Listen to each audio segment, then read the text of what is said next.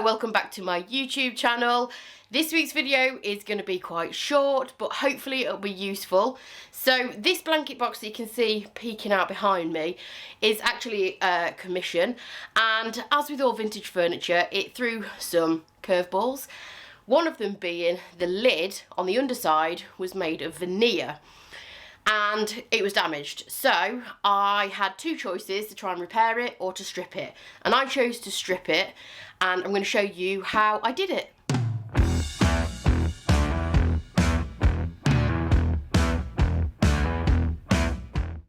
So here is the before shot of the gorgeous blanket box that was a customer commission, and as you can see, the lid, I've taken the lid off, taken the hinges off, and I have got some dodgy veneer. So first of all veneer is a thin piece of wood that is usually glued over the top of a solid piece of wood. And sometimes through age or wear and tear, or sometimes through getting damp or a water spillage, that glue can dry out and the veneer is then kind of loose, or you might see it bubbling, or it might be chipping away, as you can see here. So I'm just getting a sharp scraper just to establish kind of the damage so far, or the sort of level of damage that the veneer has on the top. Sometimes, if it's only a very small area, you can get away with chipping away any loose veneer and then just filling it with filler, sanding it and painting as usual. But as you can see, the area is quite large on here, and I decided for that reason to remove the whole veneer from the underneath of the lid. So we're going to move from my nice bright workshop into my dingy kitchen, because I had to put it on a tabletop. So hello, there I am at my kitchen table, just about to create an absolute mess in my kitchen. So the best way to release veneer without standing and chipping away at it for hours on end is to basically soften the glue.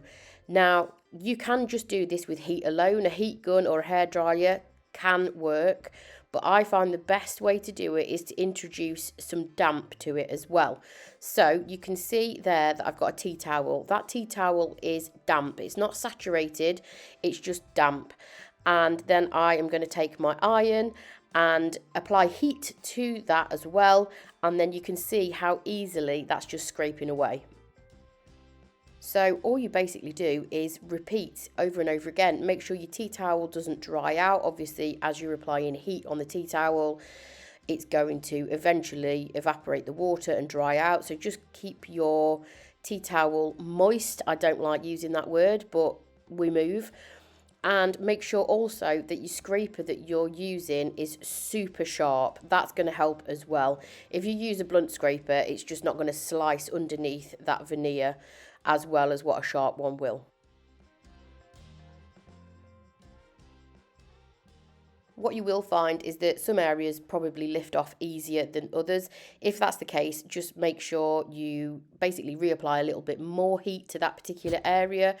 Make sure you use an old tea towel that you don't mind getting filthy. Obviously, the wood, tannins and the stain is going to come off on the tea towel, so make sure you use something old.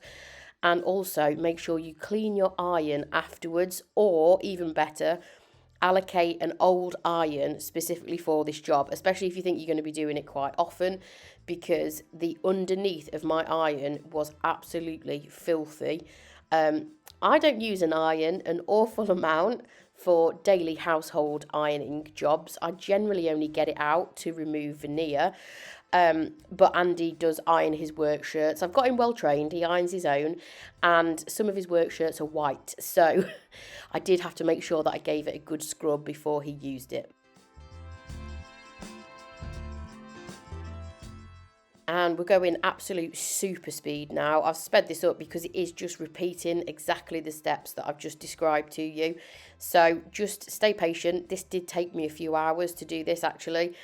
Just work in small areas, keep patient, and the results will be worth it in the end.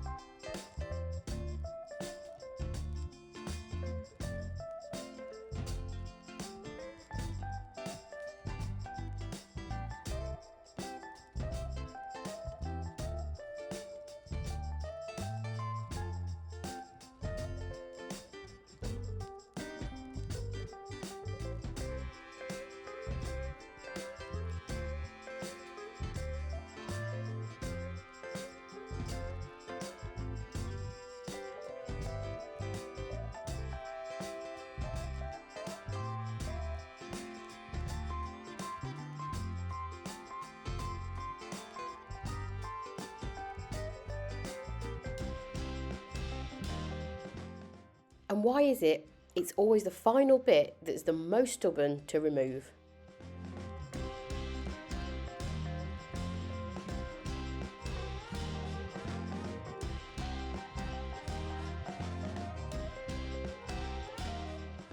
So all the veneer has been removed, and the next step that I usually take is to give it a sand with a fairly abrasive grit sandpaper. I am going to take it to a very technical space in my workshop, which is called the floor. And I think I used a 120 grit sandpaper with my Festool just to give it a nice kind of smooth finish and to get any remaining bits of veneer away. Any bits that I have kind of damaged or gouged with the scraper, because it does happen, I'm just going to sand all of that smooth. And then what I usually do after that is give it a clean with Dixie Belle's White Lightning to get rid of any kind of residue on there. And then go in with a much finer grit sandpaper, usually a 220 grit, just to give it a really smooth finish before painting.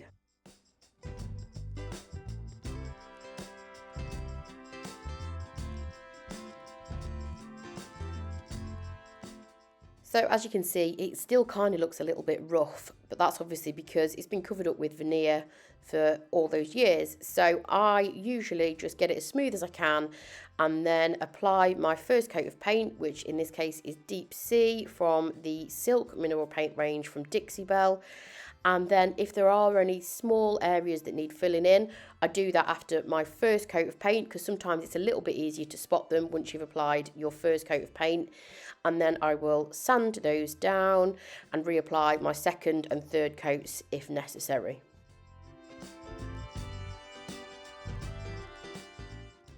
So that's my super short and sweet video for this week on how to remove veneer. I hope it helped. If you've got any questions, drop them in the comments below. And this is how the blanket box turned out for anybody that was interested in the finished piece. Thanks for watching, and I'll catch you next time.